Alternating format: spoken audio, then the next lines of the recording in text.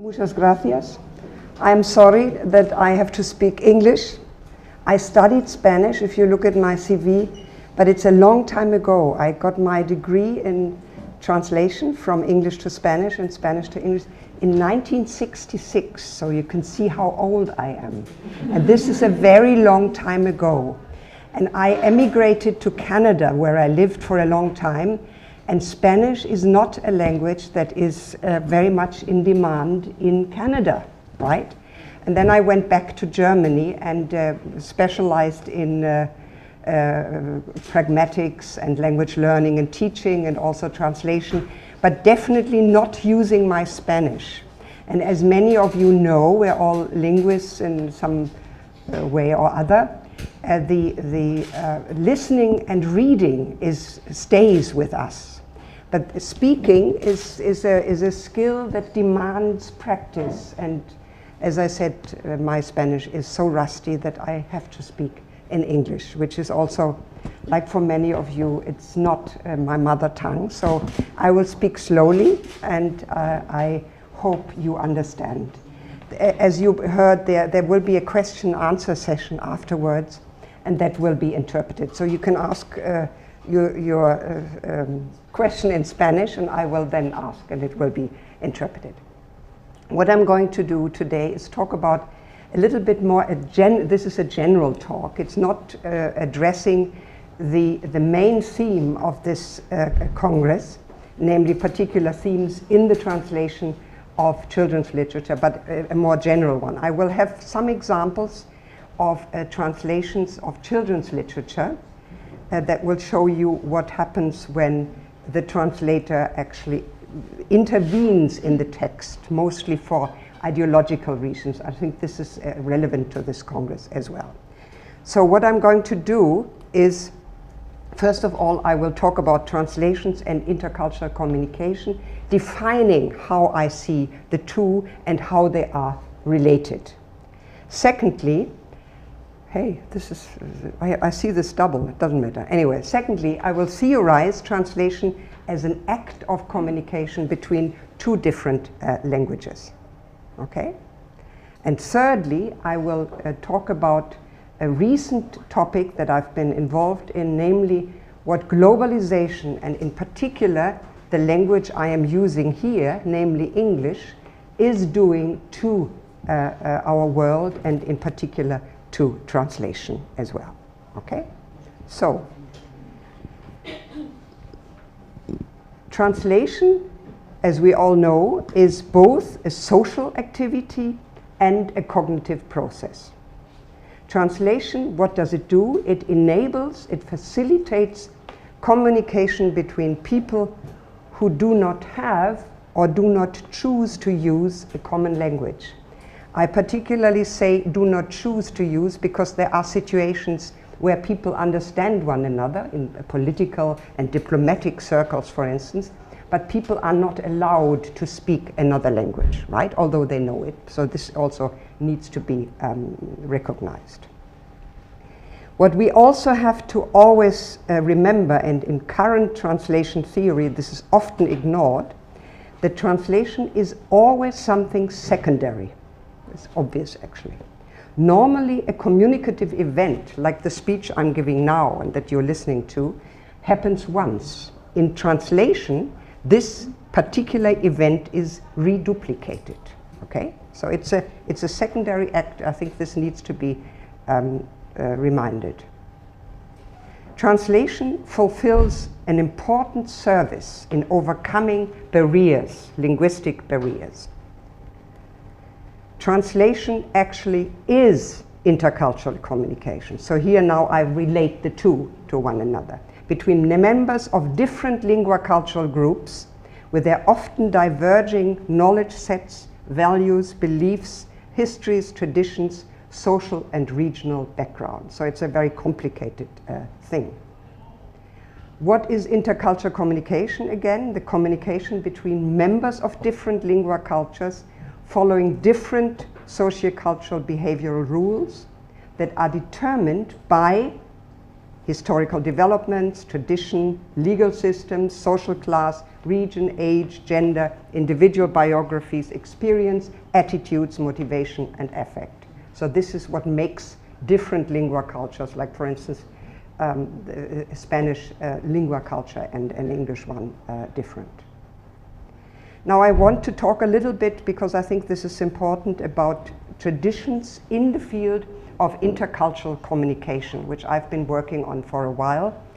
And I will basically, what I will do now for quite a bit is to criticize what I call the old thinking about intercultural communication, because there's a lot of crappy literature in the market, excuse my French, okay?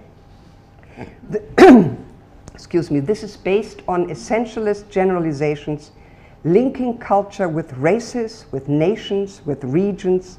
And here we have the ground for cultural stereotypes, mentalities, national characters. For instance, particularly, I'm German, as you probably heard.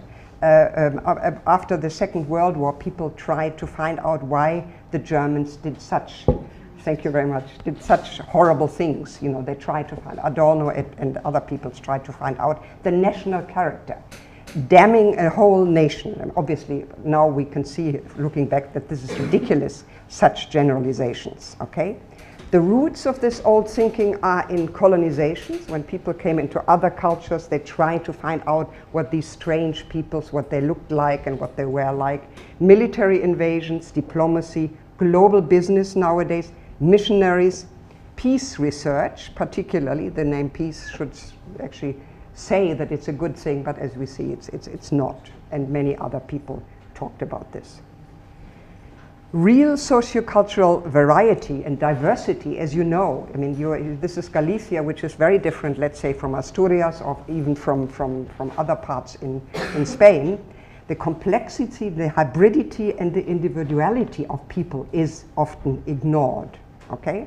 For instance, this is one of the famous gurus in intercultural communication is Geert Hofstede, a Dutch person, who speaks about cultures being different along power distance, differences in power relations, tolerance of uncertainty, individualism versus collectivism, masculinity versus femininity. He speaks about feminine cultures, about cultures that are more collective or more individual. For instance, all the Asian cultures are ridiculously characterized as being terribly collective. If you meet a person from China, you'll see that this is an individual too.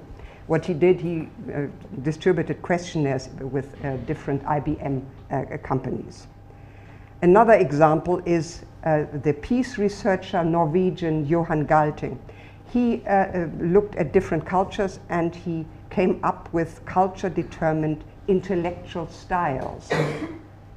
Saxonic, for instance, is an English style of being and writing. Nipponic means all the Asians lumped together. Gallic is you're probably Gallic, you know, French, Spanish together. And Teutonic, that's me, so I have a different style from you. Absolutely ridiculous, but very, very influential even today, okay? Then we have Edward T. Hall, who came up with cultural dimensions of time and space. He distinguished between monochronic versus polychronic time. There are cultures, according to him, whose individuals can do several things at the same time, polychronic time. High versus low context, the speed of information distribution. Again, wild generalizations. Alexander Thomas is a psychologist who set up so-called cultural standards. Interpersonal distance versus proximity. Different cultures have habits where people embrace one another and kiss one another, and others keep their distance, and people find this strange. I find it obvious, you just adjust. And there's a focus on authority in certain cultures and others not. Then there is the worst example is Samuel Huntington. You probably know this. The West versus the rest. The war of civilizations, basically claiming the superiority of the West, the democratic West. I put all this in inverted commas, versus particularly the Islamic countries. And we know nowadays how dangerous this is. Prejudice is strengthened through useful generalizations, okay, which fits the purpose of somebody. And many lucrative intercultural training programs, industry is full of such training programs that rely on this literature, okay, in translation or not. And these cliches are perpetuated, okay. Intercultural communication cliches are very profitably instrumentalized for the global economy and for legitimizing military, so-called humanitarian anti-terror interventions. At the present time, this is very, very relevant, okay? And there's a dangerous selection of what is called hotspots and critical incidents, where supposedly strange people meet and how they misunderstand one another, which is also wildly exaggerated. Intercultural communication is here simplified and instrumentalized for the expansion of neoliberal capitalism, global business, military, humanitarian intervention in the name of peace, progress, security, and understanding.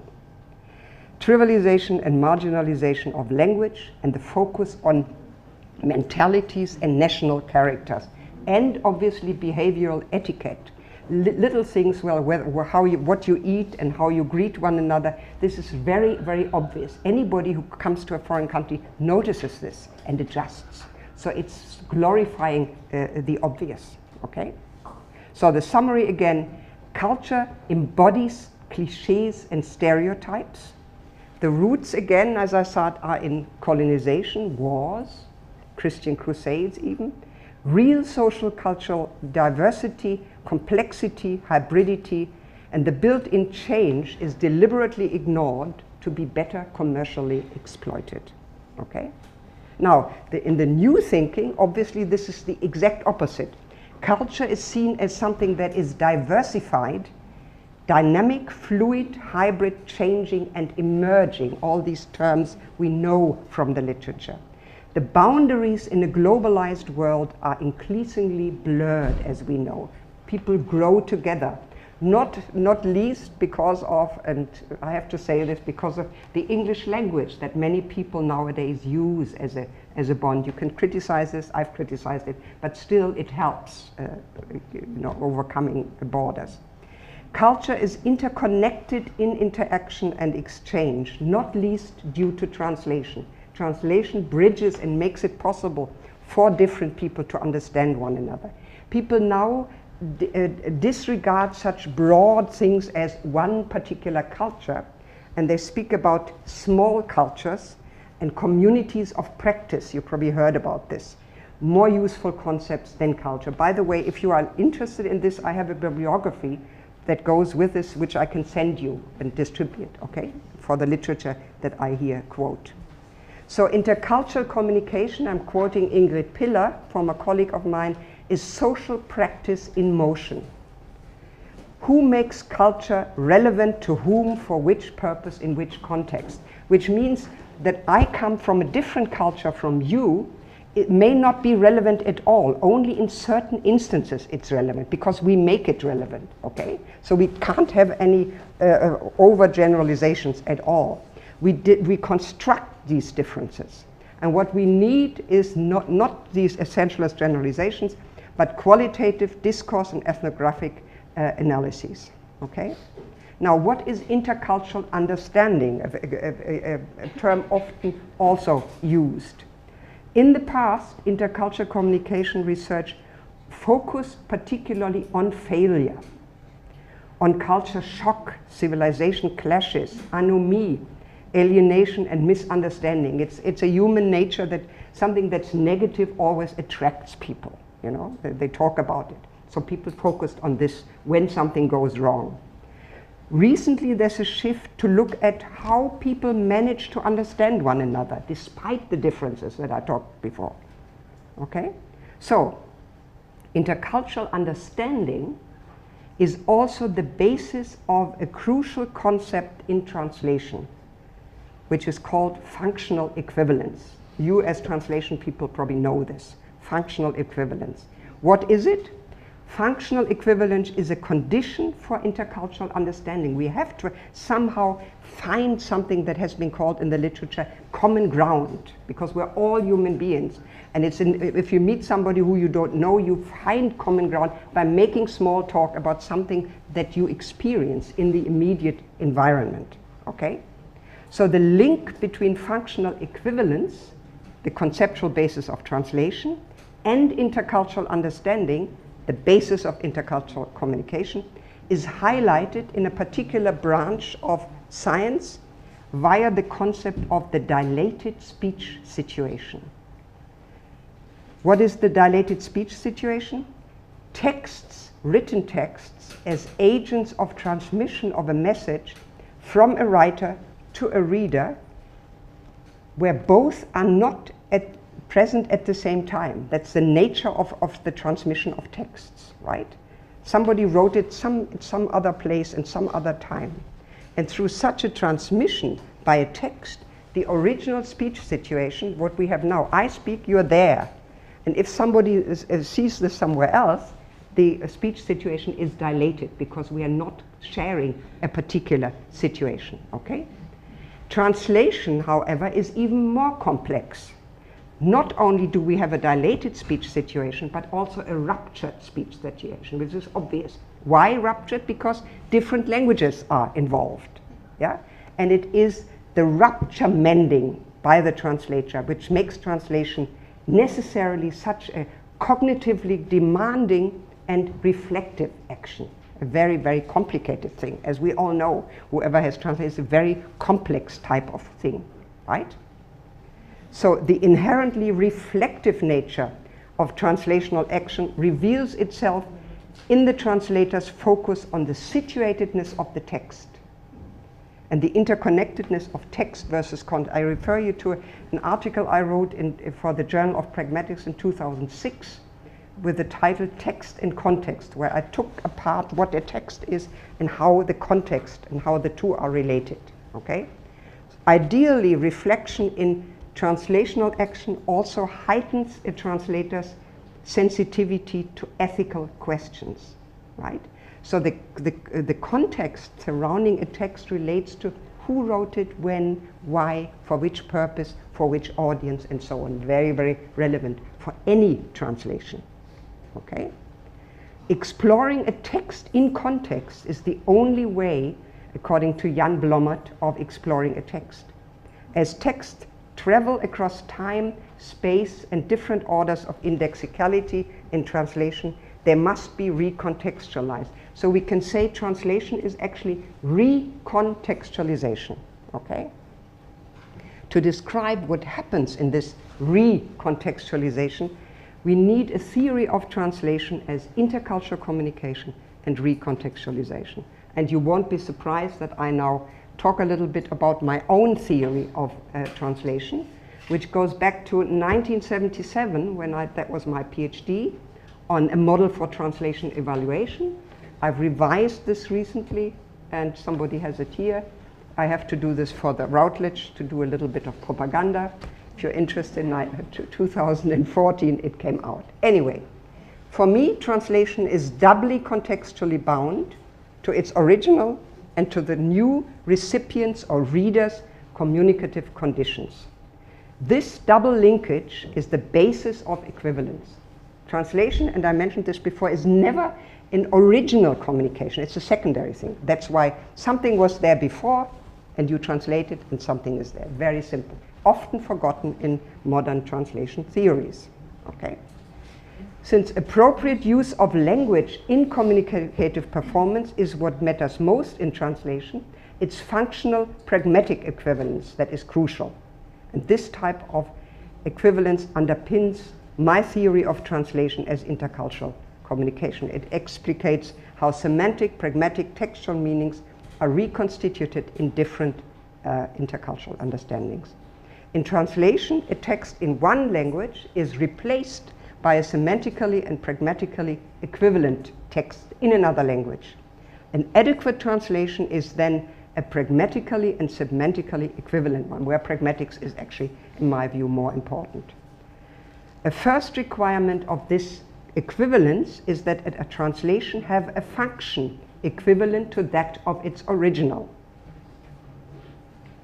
Now, what is the function of a text? The function of a text can be defined very simply as the application of the text in a particular context. Has nothing to do, as in other theories, with the functions of language, right? We're referring to Karl Bühler and other theory. It's just applying the text in a certain situation. Situation and context are very important terms.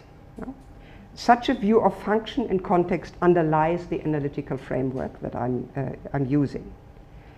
Crucial in this theory is whether and how the text function can be kept equivalent. Often it can't be.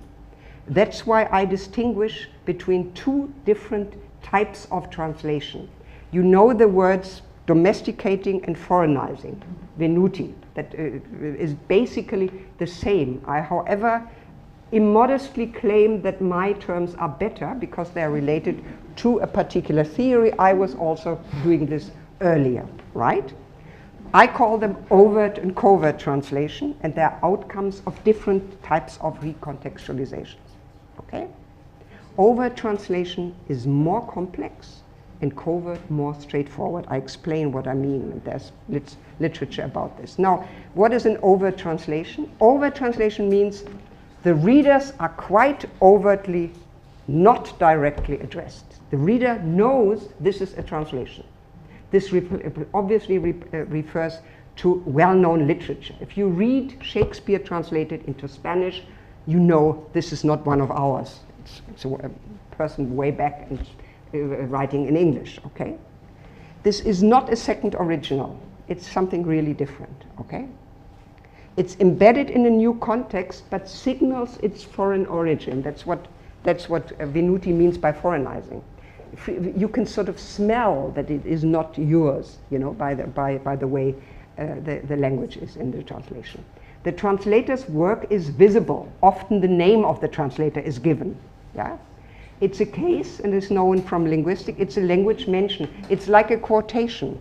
Dear reader, I here present to you this translation, but it's, you know, it's a translation, okay? It enables the members of another language to judge this, although at a distance. In this case, we have true cultural transfer, okay?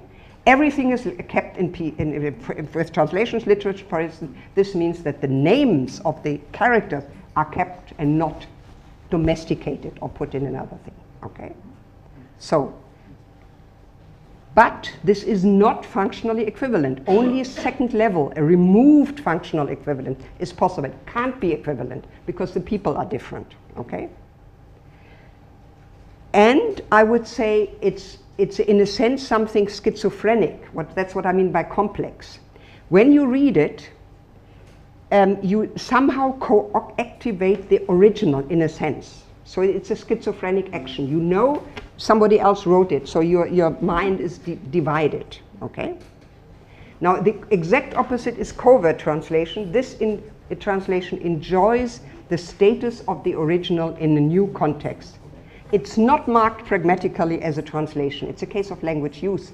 Example, simple example, advertisements. If you want to sell something, you have to localize it and make it adaptable and change everything. In children's literature, this would mean you deny the original its value, and you use names in the culture. You change what they eat, and so on and so forth. You'd really intervene in the text completely. Pragmatically, it's of equal concern. It's made to be interested to the people the way the original readers were interested. Okay. It's a recreation of an equivalent speech event. It's functionally equivalent. It's made functionally equivalent. And there's no co-activation of the original's context. It's no schizophrenic. It's simple. The text, basically, you take the text, you throw it into the different culture, and there it lives. And it has nothing to do, and very frequently people don't know that it's a translation. And the idea is that they shouldn't know. For children's literature, I will argue later, I think this is not very good. Even with younger children, where the parents read the text, I think children's literature has a strong educational function. So the children should be educated, their horizons should be widened, they should know that the world doesn't end in their little circle of their own culture, and they should know there's other people. They eat different things, they look different, they have different norms, and so on. Okay? Now, so in this case, the translator's task for the covert one is to hide behind the acts of crossing. True functional equivalence, often massive intervention, adaptation. The translator makes explicit allowance for the new context via what I have called the cultural filter. So the translator takes the text and filters it, like the coffee filter. Down comes, out comes, or whatever, the new text, which is very, very different. Okay? So the cultural fin is a construct, a theoretical construct for capturing the differences between the two different cultures. Cultural filtering, I've always claimed, should be made on account of empirical studies of what makes cultures different, not the private, maybe stereotypical, maybe prejudice of a translator, how the foreign culture is like. Okay? So, as an example, I can present my research, and I've done this for 40 years. I told you how old I am and when I studied or whatever I did. 40 years of comparing different genres, different types of text, English and German, to see what the differences are like. Now, let me give you some example of cultural filtering in translations of children's books, okay? The old translations. Michael Bond, A Bear Called Paddington. This I did all these analysis when we have 4 children when the children were young, and I bought lots of books and I looked at the translation and I was disgusted at how they changed, unaccountably. So here's an example of what we call in the literature small talk. You know this, where people, I'm not interested in you, but I have to talk to you because you happen to be in the same room, so you say any old stuff, right? So in this case here, hello Mrs. Bird, said Judy, it's nice to see you again. How's the rheumatism? Not interested at all, but says it, small talk. Bonding, common ground. Worse than it's ever been, began Mrs. Bird. Zero rendering, the German translator left it out, assuming that Germans don't do this silly small talk.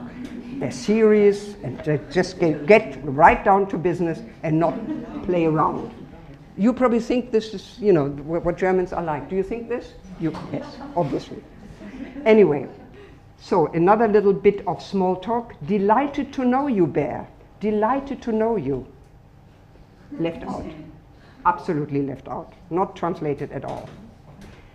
Mr. Brown offers Paddington some biscuits. There you are, Paddington. I'm sorry they haven't any marmalade ones, because he likes them. But they were the best I could get. The German is, hier gibt es eben nichts mit Marmelade. Back translation, here is nothing with marmalade.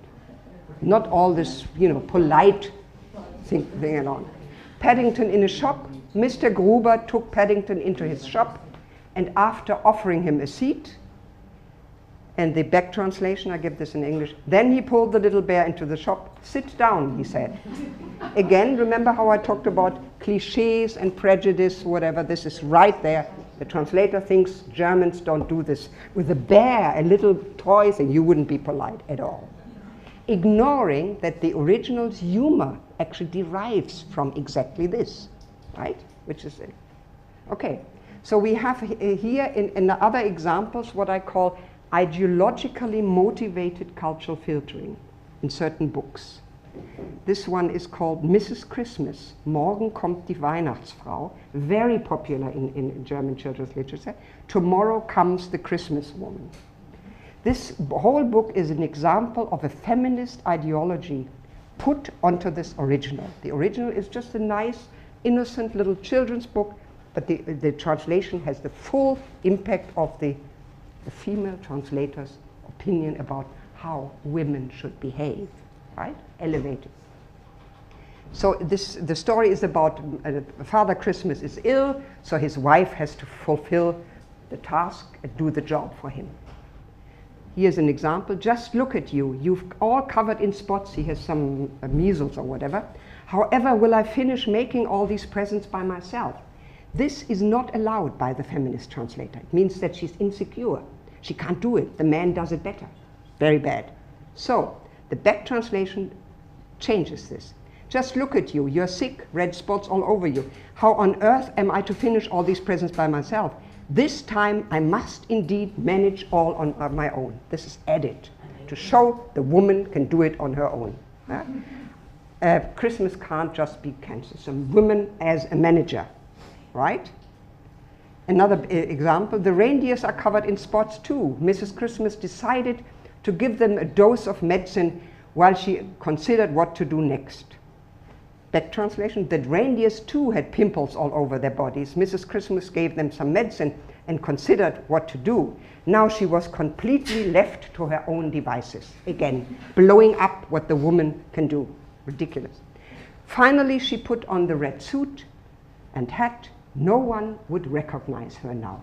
This is not palatable to the feminist translator, right? No one would recognize her. She would be mistaken for Father Christmas. Very bad. Left out. Next morning, Mrs. Christmas started very early. She put on her red coat and hat. Father Christmas got a nice goodbye kiss. Totally different, but very, if you analyze the ideology, is very strong, okay? Now, another example of ideologically motivated filtering, which I thought was particularly interesting, the best Christmas pageant ever, Hilfe, die Herdmanns kommen in German, help, the herdmans are coming. This is, the whole translation shows there was an educational strand in Germany, I don't know about Spain, where actually religion was somehow not something that you should adhere to. Probably not in Spain, I don't know. But education should be sort of, you know, for all cultures, and you shouldn't, it's something that you don't do. It's emancipation. It's this 68 movement that is was still very strong in the universities and school. So there's a religious awakening of one of the children, and this is suppressed. She had walked into the corner of the choir robe cabinet in a kind of daze, as if she had just caught on to the idea of God and the wonder of Christmas. Translation, back translation. In a kind of daze, she had walked into the cupboard with the songbooks, suppressing Christianity. Yeah. Probably also today multicultural. Now, we have cultural filtering 30 years later with the Paddington books, remember, that I presented, and all of a sudden, here we can see that the small talk that was cut out completely is back in. Hello, Mrs. Bird, nice to see you. You know the example. And here we have in the back translation, hello, Mrs. Bird, nice to see you again. So it's there. There you are, Paddington. I'm sorry there weren't any. So all of this, what I showed you, is now in the new translation a couple of years ago, is actually changed. So you see that things are changing. And the recent delighted to know you, remember? Again, it's there probably. So it's a complete difference in the translation. I looked through the translation, and it's an absolutely different book. The whole tenor is actually different, right? So the recent Paddington translations, all of the books, a couple of 10 or 12, they are an overt translation rather than a covert. There's no cultural filtering. There is respect for the original. No longer, and that characterized the German translation, infantilization and sentimentalization. For instance, instead of the name Paddington, we had always our little bear, you know, making it sort of, you know, whatever the translator thought the child would know, a little bear. The use of formal address in German for retaining the style of the original. In German, as in Spanish, we have tu and vous, du and sie, and, you know, we can change this. So the entire tenor is changed. Closeness to adult literature, more common in Anglophone children's literature. You probably know in the English-speaking world, the distance between what is called children's and juvenile literature and literature for adult, the gap is closed. Whereas in other cultures, the German I know very well, there is a category, children's literature, which is out there, and of course, free to be manipulated. If you have a closeness to adult literature of children's literature, then the translator is barred from making, manipulating wildly. So the child reader is introduced to a foreign culture which is different in its conventions and norms. And I mentioned this at the beginning, I think this is preferably because of the higher educational value. Any culture has its own national children's literature. But if you have translations, then you don't need more of the same. You should very well see that this is something else. It's one of the arguments again. Yeah. In the German children's literature, we have lots and lots of Scandinavian literature translated into German, Scandinavian and English mostly, or American English. Yeah? I don't know about here, but this is the type of translation we have. And numerically, for some reason, this is even more than the national literature. Okay? Now, cultural filtering, you probably know from the is very similar to localization, making the text local. Yeah? In today's global economy, there's a growing demand for translation in the localization industries. Probably not so much in literature, but definitely in technical, economically, and business texts. Okay?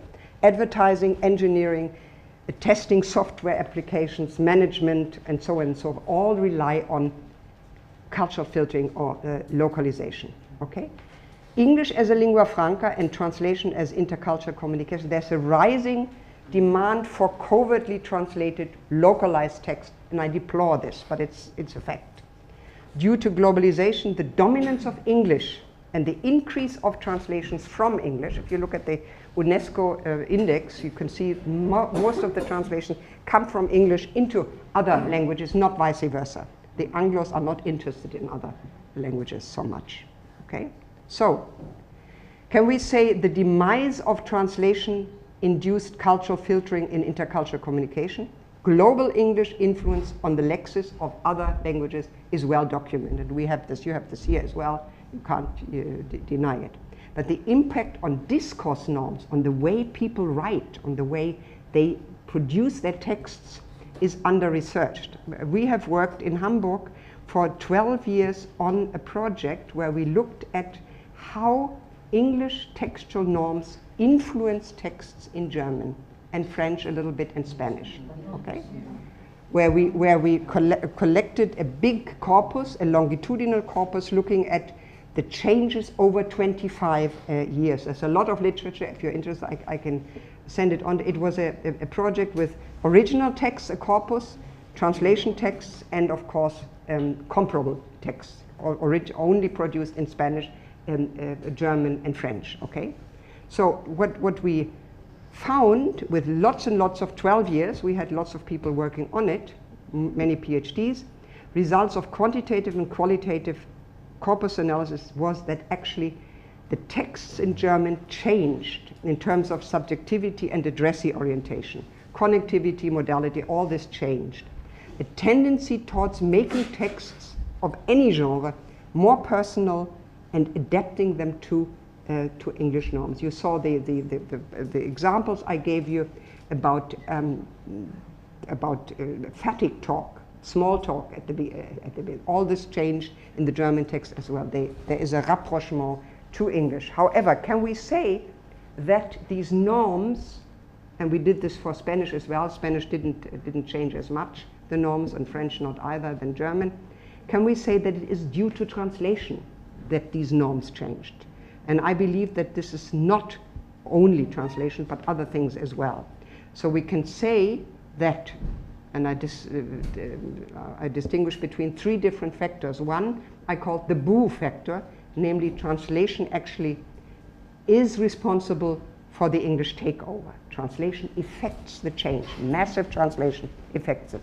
Or the X factor, there's a universal impact of globalization. Translation is not the instigator, it's just reflecting it. And three, the green factor, translators are linguistic experts. So they actually make sure that the norms are kept up.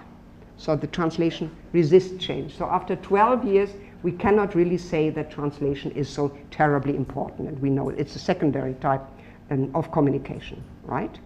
Okay, so the future of translation as intercultural communication.